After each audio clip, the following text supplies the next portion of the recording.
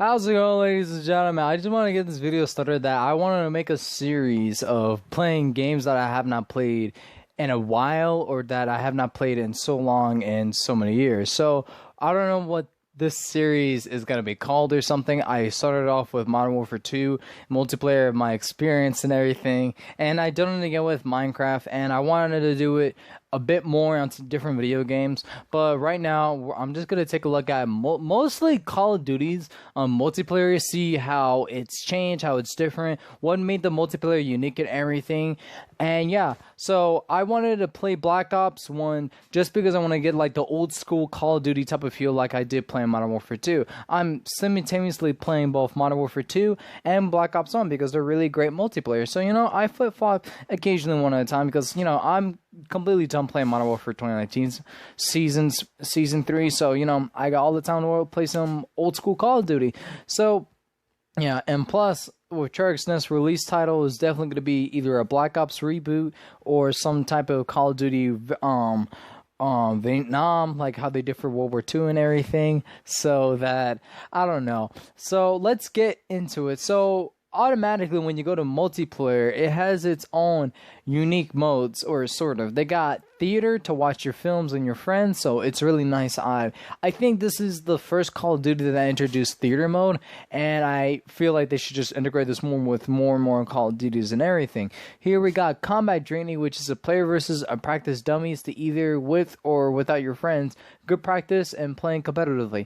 That's really great. And they got wager matches. You can gamble your Call of Duty points against other players. That's really, nice right there. And then you know, so you got your standard private matches as well and player matches. With these with these 5 things, it's just good.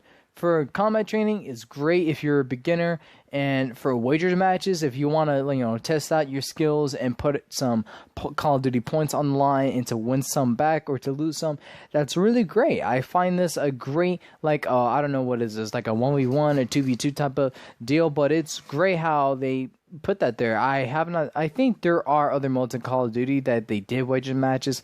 I'm either right or wrong. Please feel free to correct me if I'm right or wrong about that, because I don't know if any other Call of Duties that does this in the first place.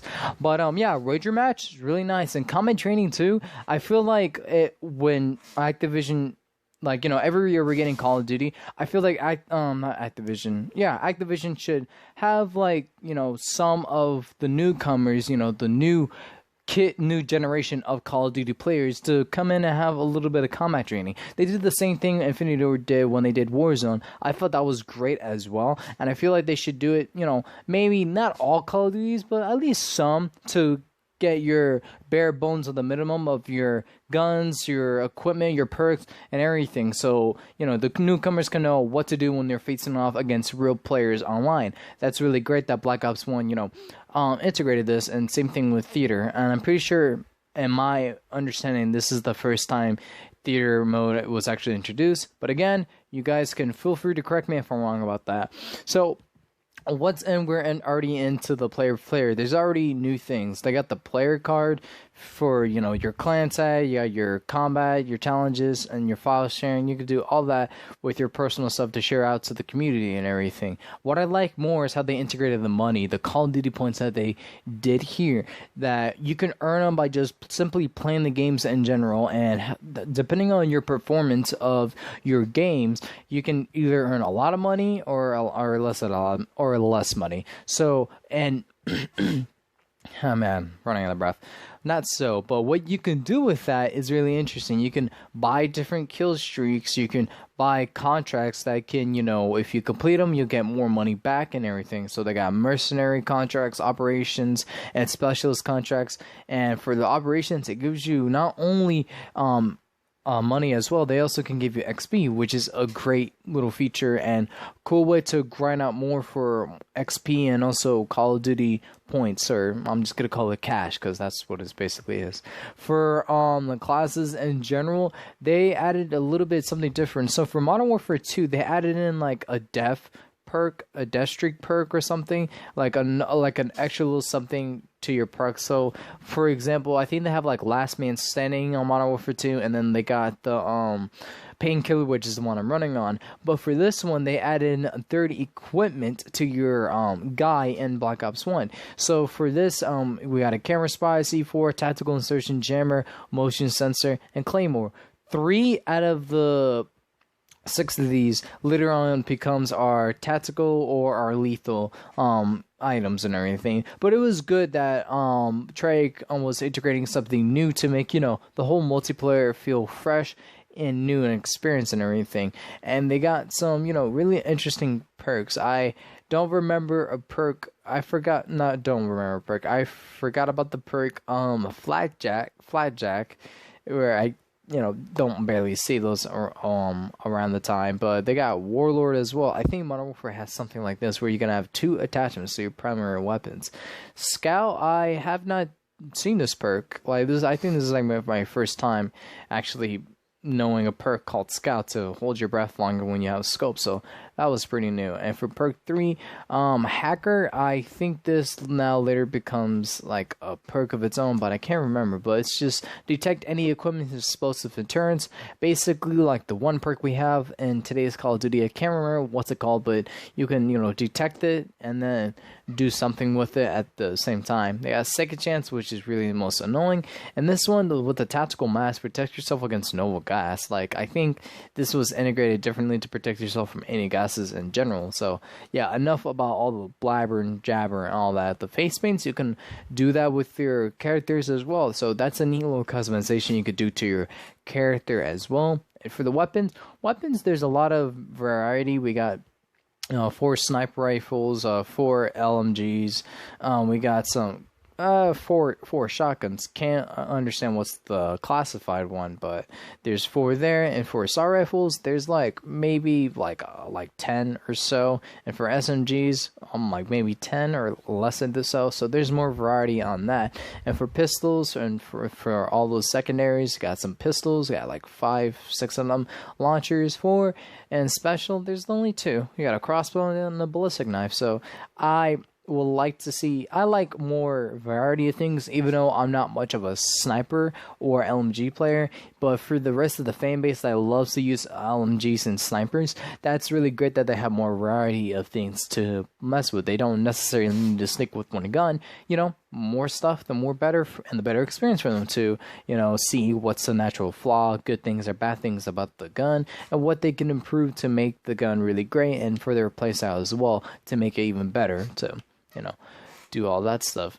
But for guns in general, I just now unlocked level 16. I just unlocked emblems that I can now put on my guns and everything, and that's really cool. You can also put your clan tag as well. I should start a gang or a clan on my channel for no reason. The I gang or anything. There's also different types of camos as well. You need like that 22 and the reticles, the vertical colors, and the lens. There's just so little customization that you could do for your guns that's just really great, and I feel like they either downplay it or upgrade it in long term of Call of Duty. So the one I can remember so much is World War II, that you could do the sprays and everything and different colors. I think Black Ops 3 was the same thing as well, and Black Ops 2 as well. But in, let's say, Modern Warfare 2019, there's not really that much of customization you could do with your camos. There's only camos, and that's about it. The only customization you could do with your guns is just the reticle colors and everything. So, you know, we, like, throughout this one, I feel like this is one of like the first ones, Call of Duty, that, you know, integrated customization, and then Advanced Warfare took it a step further with like your characters and everything, which is great. I say Advanced Warfare is one of the best with the customization for your characters. Guns, I can't really say. I might go back and play it. Same thing with Ghost, because I want to, you know, relive old Call of Duties and get a fresh mind and a fresh perspective on things. But yeah, Black Ops 1 with this maps and everything, it's just like Modern Warfare 2. I love playing these maps and everything. They're not too big, not too complicated for me to understand, but it's just a good on middle to small size maps and everything. And of course, the first map they introduced, yeah boy, Nuketown, is really great there. And there was other maps that was remastered for Black Ops 3 and for Black Ops 4. I really did not enjoy playing it on those types of games, mainly because of the genre of it. So I prefer boots on the ground for the most part, but I did not have a problem with Advanced Warfare's movement system. I sort of had a problem with Black Ops 3's movement system. I really didn't like your bar will literally get soaked up if you jump too high or you slide too much. I really didn't like it too much of that. But I like Advanced Warfare's movement. Excuse me.